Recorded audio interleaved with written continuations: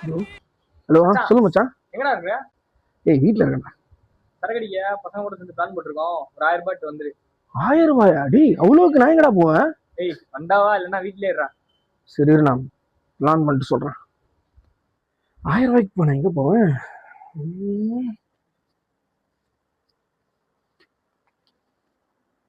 தான் இருக்கு. ஏய் நித்தனே, துணி துவைக்க சொன்னல, உன்னால பாரு என் ஃபோன் தண்ணியில் விழுந்துருச்சு. என் ஃப்ரெண்டு கடையெல்லாம் கொடுத்தேன். நல்ல வேலை மதர் போர்டு மட்டும் தான் போயிருக்கு.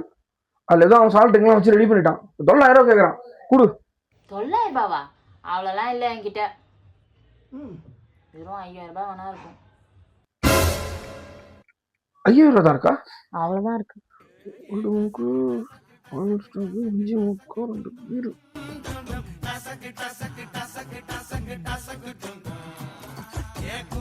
Jujube.